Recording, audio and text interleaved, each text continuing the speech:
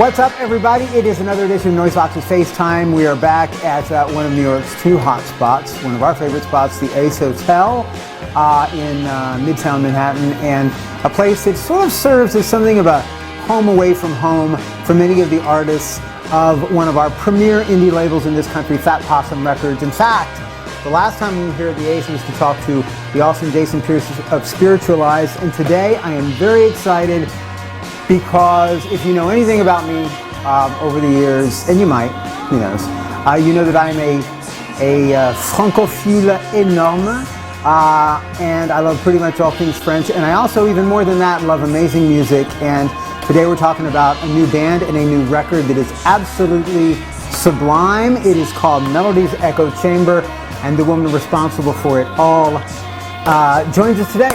Melody Prochet, nice to see you. Merci. Thanks so much. Yeah, we were just talking before we started that you got to New York yesterday, and this is only your second time here, right? Yeah. Is it? When was the last time? Was it a while ago? It was last year in April. Spent 2 weeks in Brooklyn, hanging around. Yeah. You awesome. got to see a lot of it. Yeah, I think most of it. Yeah.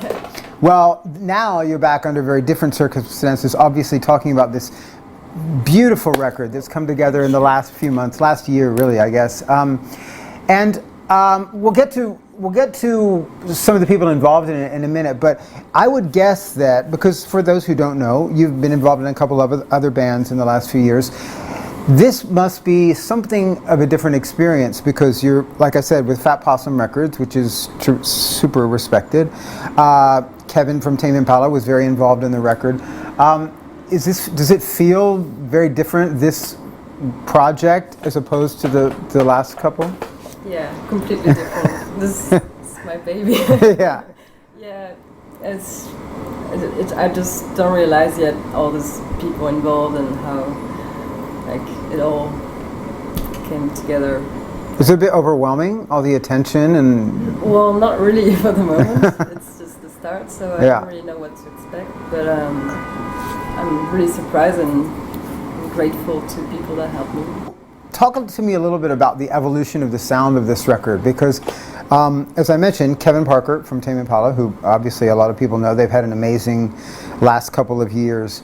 I guess you had met him a couple years ago, is that right? Yeah, I supported Tame Impala with my old project 2 years ago, and it was really fun, and we shared songs, and it blossomed into collaboration later. That was My Bee's Garden? My Bee's Garden. And as I understand it, anyway, the story I read is you kind of approached him with a CD, and at Le Motel, which is this it's my club, local bar, my friend. Très Prochet. I don't know. That's what I hear. I've never been there, but it's just the only bar that plays really good music, and I like to go in places with people. It's near Bastille, is that right? Yeah, exactly. Yeah. So he happened to be there, and were you guys playing there? No, he had Tame Impala show, the first Tame Impala show in Paris, and the after show was at the Motel. Okay. And it's really tiny, so it's not that hard to. No. Yeah. And I was at the show, and I was like, I need to know how he got this space guitar. Right. I was just really intrigued by this sound, and because I can be nerdy sometimes. So right. I tried to get information, but he wouldn't. That's a Tame Impala secret. Yeah. I know that people are trying to figure out his sound on the internet, but they right. They don't get it. Well, you've spent some time in Perth now, so I'm sure you have some insight into how he gets that sound. I couldn't do it myself, but I know all his secrets. Yeah. I've seen the giant pedal board and. Yeah. Some people are calling it psychedelic because of Kevin's involvement. Right, but how did you sort of arrive at the sound that this record represents? I don't know. I myself tend to write songs like with pretty chords and arpeggios and and I was kind of boring myself, so I asked Kevin to destroy everything. Right. And to make it rougher sounding. Yeah, rougher and. Yeah, this fuzzy sound, and I thought it was really interesting to find the right balance between something pretty and like something wild and yeah, and it certainly achieves that. It's definitely got that balance. It's I mean, the first taste I think people got of the record was probably in May with Crystallized, right?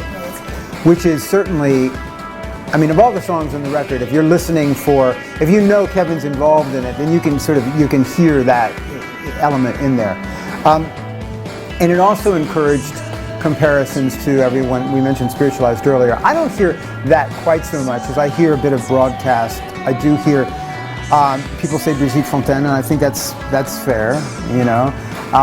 And Brigitte was in turn I know she was quite influential on Laetitia Sadier from Stereolab, and Stereolab is she's a muse. yeah, she is. Yeah, well, she's her and Trishkina, and obviously Rosie from Pram and Kazu Makino. Can you write in English, or do you write in French and then translate it to English?